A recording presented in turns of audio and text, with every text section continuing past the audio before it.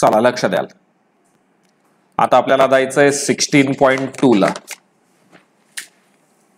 16.2 हा सुद्धा सिलेंडरवरच आहे.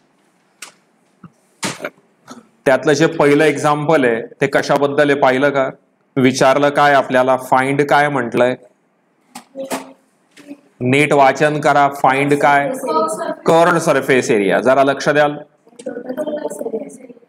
कर्व्ड सरफेस एरिया, मराठीत वक्र पृष्ठफळ. बरोबर ना? काय त्याचं सूत्र कर्व्ड सरफेस एरियाचं? इतक्यातच आपण शोधलं. पुस्तकात कुठे दिलेत सूत्र? इतक्यातच शोधलंय आपण सूत्र. 2πrh. बरोबर. मग 2 इंटू पाईची प्राइस 22/7. आर किती आहे? 7. हाईट किती आहे?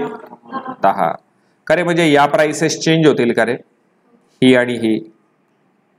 हो की नाही? मग आता हे सोडवणार आपण.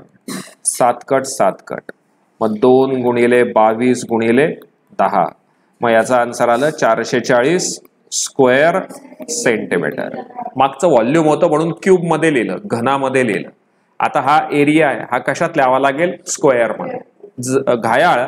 मग तो जो पहिला प्रश्न आहे त्याच्यातल्या कुठल्या किमती बदलतील बाळा? सगळ्या का फक्त या दोन? फक्त या दोन किमती बदलतील आणि बाकीचं उत्तर तसंच राहील. लक्षात आलं ना सगळ्यांना? हो का नाही? बर. Question number 2. बरं, तसंच क्वेश्चन नंबर 1 मध्ये अजून काहीतरी विचारलेलं होतं. टोटल सरफेस एरिया पण विचारला होता त्यांनी. टोटल सरफेस एरिया काय सूत्र होतं टोटल सरफेस एरियाचं? h+r. मग पायची प्राइस किती आहे? 22/7. आता याच्यात रेडियस किती होती? 7 ब्रॅकेटमध्ये. हाईट किती आहे? 10. रेडियस किती आहे? 7. मग 7 कट 7 कट, मग 2 इंटू 22 इंटू या दोघांची ऍडिशन केली 17 आणि आलेला आन्सर स्क्वेअर सेंटीमीटर मध्ये. कन्सेप्ट समजली का सगळ्यांना? बर. Question number 2. Find the total surface area of closed cylindrical drum. Diameter किती दिलाय? मराठीत व्यास 50. का रे, मग रेडियस किती? 50 का 25? आणि त्याची हाईट किती दिली आहे? आता मला एक सांगा, इथपर्यंत सगळ्यांना समजलं असेल तर आपल्याला व्हॉल्यूम काढताना आणि एरिया काढताना, बरं का भाऊ, व्हॉल्यूम काढताना आणि एरिया काढताना कुठल्या दोन किमती माहिती पाहिजे असतात? मग मी थोड्या वेळापूर्वीच सांगितलं होतं, या प्रश्नातली रेडियसची किंमत आणि हाईटची किंमत 7च्या पाड्यात येते का? कोण येते 7च्या पाड्यात? कोणीच येत नाही. 7 त्रिक 21, 7 चोक 28, 45 पण नाहीत. 7 सख 42, 7 7 49. म्हणजे या दोन्ही किमती 7च्या टेबलला येत नाहीत ना. आणि म्हणून प्रश्नात पाहिलं का पायची किंमत किती दिली आहे? कळलं का? मग आपण सूत्र लिहिणार. Therefore total surface area is equal to 2πr in bracket h+r. पायची किंमत 3.14, आर ची किंमत 25, हाईट 45, रेडियस आन्सर किती? 2.3.14 मल्टिप्लाइड बाय 25 मल्टिप्लाइड बाय 70 या दोघांची. आणि मग आलेला आन्सर स्क्वेअर सेंटीमीटर मध्ये. कन्सेप्ट समजली का? हो का नाही? चला समरी. म्हणजे तुम्हाला जर समजा हे दोन्ही एक्सरसाइज यावे असे वाटत असतील तर आपल्याला प्रत्येक प्रश्नामध्ये काय शोधून काढावी लागेल? रेडियस आणि तिसरं काय विचारलंय ते पाहावं लागेल. म्हणजे मग सूत्र कोणचं वापरायचंय ते कळेल. कन्सेप्ट समजली का? ओके. तिसरा क्वेश्चन. आता विचारलं काय नीट सांगा मला. शांततेत वाचायचंय आणि मला नीट सांगायचंय खोचे. एरिया ऑफ बेस, तळाचे क्षेत्रफळ. सुरुवातीलाच शिकवलं होतं मी. तळाचं क्षेत्रफळ हे कुठल्या आकारामध्ये असतं? तळ बेस सर्कल, बरोबर की नाही? मग तळाचं क्षेत्रफळ जर सर्कल मध्ये असणार आहे तर सूत्र काय वापरावं लागेल? एरिया ऑफ बेसला पाय आर स्क्वेअर. तुम्ही आता मला थोड्या वेळापूर्वीच सांगितलं आपल्याला दोन किमती माहिती पाहिजे असतात, रेडियस आणि हाईट. हा तिसरा प्रश्न नीट वाचा आणि मला सांगा हाईट दिली आहे का? वाच ना वाच ना. रेडियस काढायची आहे, रेडियस दिली आहे नाही, मग रेडियस शोधावी लागेल. रेडियस शोधावी लागेल, हे कळलं का?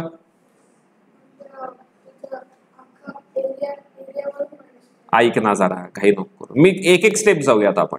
आपली पहिली स्टेप काय ठरले देव? आपल्याला रेडियस माहिती पाहिजे आणि हाईट माहिती पाहिजे. हाईट दिली आहे का प्रश्नात? वाच ना वाच ना. हाईट दिली आहे, रेडियस नाही. मग काय दिलंय प्रश्नात मला सांगा? कोणाचा एरिया दिलाय? मग आपण त्याचं सूत्र वापरू. कर्व्ड सरफेस एरिया बरोबर किती दिलाय? मग आता कर्व्ड सरफेस एरियाचं सूत्र काय? 2 पाय आर एच. मग आता देअरफॉर पायची किंमत 22/7. आर माहित नाही. हाईट किती दिली आहे? 7 × 7 7 × 21. मग 2 × 22 × r × 3 इज इक्वल टू 660. बरोबर की नाही? मग हे सगळे मल्टिप्लाइड तिकडे जाऊन डिवाइड होतील. 2 × 22 × 3. बरोबर का? हो की नाही? करे 22 त्रिक किती? 22 3 जा 66. मग हे 66 कट, हे 66 कट, म्हणजे इथे किती उरले? बे एक बे बे पंचे 10. देअरफॉर रेडियस किती आली? आता जमलं का खेळ? आता रेडियस मिळाली. मग आता पुढची गोष्ट काढता येईल का? दिलं पण आहे त्यांनी, find area of the base. या सूत्रात काय किंमत टाकावी लागेल आता? 5. हो की नाही? आता मला तुम्ही सांगा विचार करून, या सूत्रामध्ये 5 किंमत टाकल्यानंतर पायची व्हॅल्यू काय घेऊ? 3.14 का 22/7? का बरं? हा, कळलं का? नाहीये म्हणून. समजली का कन्सेप्ट? हो का नाही? ठीक आहे. मी शेवटचा प्रश्न समजावून देणार आहे, कन्सेप्ट तुमच्यासाठी ठेवणार आहे. डबा आठवा.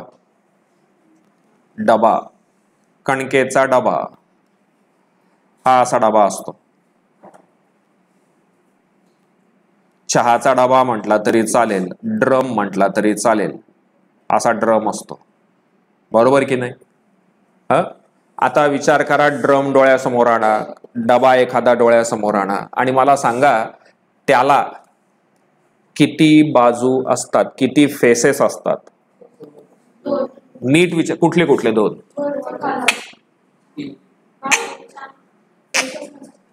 मग असतात ना. तुम्ही विचार करा.